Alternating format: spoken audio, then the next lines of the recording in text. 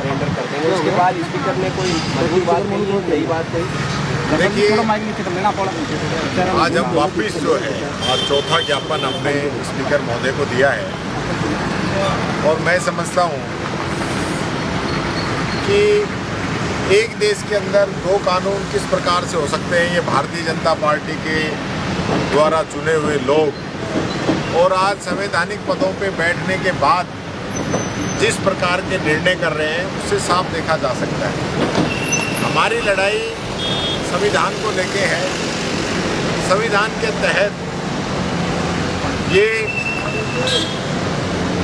कानून है कि किसी भी सदस्य को, चाहे वो लोकसभा का सदस्य हो चाहे विधानसभा का सदस्य हो, 2 साल से अधिक की सज़ा होती है तो उसको तुरंत तत्काल प्रभाव से उसकी सदस्यता खत्म कर देनी चाहिए। लेकिन यहाँ पे आप तानाशाही देखिए, हठधर्मिता देखिए, लोकतंत्र को कमज़ोर करने की साजिश देखिए कि आज जिस प्रकार से आज 20 दिन होने के बावजूद कंवरलाल मीणा माननीय विधायक की जो सदस्यता है वो समाप्त नहीं की गई है।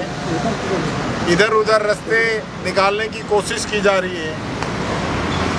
जिला कोर्ट से, हाई कोर्ट से, यहाँ तक कि सुप्रीम कोर्ट से भी कोई राहत नहीं मिली।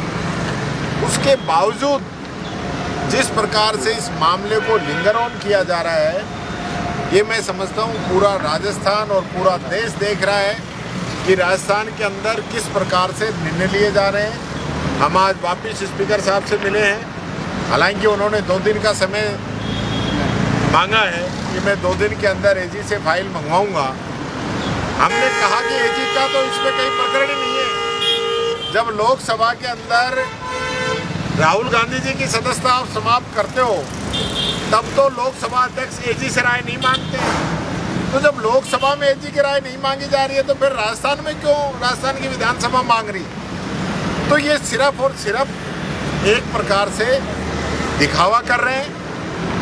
बाबा साहब अम्बेडकर के संविधान को मानते नहीं है, देश के संविधान को कमज़ोर करना चाहते हैं। ये बात मैं कहना चाहता हूँ। हमने एक दूसरे मामले के अंदर भी नरेंद्र बुढ़ानिया जी को जिस प्रकार से समिति से चेंज किया है, बड़ी हास्यास्पद स्थिति बनी है कि स्पीकर को पावर है विधानसभा की नियम प्रक्रिया 180 के तहत कि वो किसी भी सदस्य को किसी भी समिति के अंदर मेंबर बना सकता है।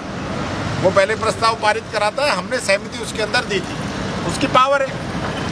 181 के अंदर उस समिति में से वो किसी भी व्यक्ति को सभापति बना सकता है, ये उनकी पावर है, उन्होंने बना दिया। लेकिन जो किसी समिति का सदस्य नहीं है उसको सभापति बना दे, ऐसा तो मैंने निर्णय आज तक नहीं देखा। जो मैं चैलेंज करता हूँ और पूछना चाहता हूँ मीडिया के माध्यम से कि विधानसभा अध्यक्ष जी ये बताएं कि कौन से नियम और प्रक्रिया के तहत उन्होंने अध्यक्ष को चेंज किया है। ये कोई तहसीलदार, एसडीएम, पटवारी है क्या जो आप ट्रांसफर कर दोगे, या कोई अध्यापक है इसी स्कूल से दूसरे स्कूल में लगा दोगे? ये तो कोई मतलब ही नहीं है, नियमों की कोई पालना ही नहीं है। जो मर्जी जो कर रहे हैं, 2-2 समितियों को मिला दिया। एक समिति का अलग नियम है, उसके मेंबरों की संख्या अलग होती है, आप जो मर्जी जो कर रहे हो।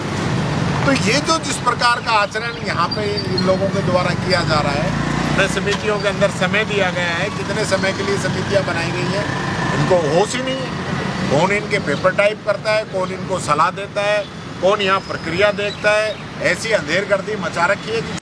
सीधे तौर पर विधानसभा अध्यक्ष की कार्यशैली पर सवाल खड़ा कर रहे हैं। देखिए, मैं जो भी इस सीट पर बैठा है उस सीट की जिम्मेदारी है कि नियम और प्रक्रिया के तहत काम करें।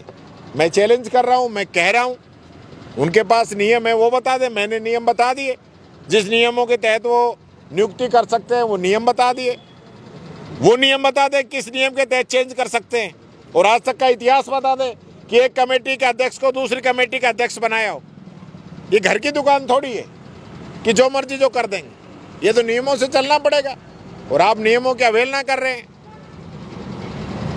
सर अमित मालवीय बीजेपी के नेता हैं, उन्होंने राहुल गांधी और आसिम मुनीर पाक सेना के जो जनरल है उनकी फोटो मिक्सिंग करके पोस्ट की है और कहा है कि राहुल गांधी पाकिस्तान की भाषा बोल रहे हैं। देखिए, ये घटिया लोग हैं जिनकी मानसिकता राहुल गांधी जी के लिए इस प्रकार की है।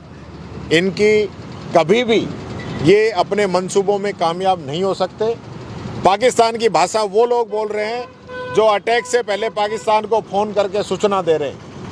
उनकी फ़ोटो उनके साथ लगाते तो पता चलता कि हमारे देश का विदेश मंत्री पाकिस्तानियों से बात कर रहे हैं और उनको कह रहे हैं कि हम अटैक करेंगे।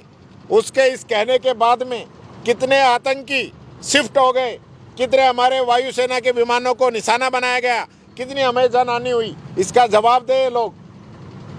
राहुल गांधी का लियार कर दिया, राहुल गांधी की मुकाबला करेंगे क्या? उस व्यक्ति ने पूरे देश की भारत जोड़ो यात्रा की है, पैदल गया है, घर घर घुमा है। उसके पिताजी को बम से उड़ा दिया गया, उनकी दादी को मर्डर कर दिया गया। देश की एकता अखंडता के लिए वो परिवार कुर्बान हो गया, बलिदान हो गया। उसके लिए इस प्रकार की बातें करते हैं। इनको खुद ही होश ही नहीं है।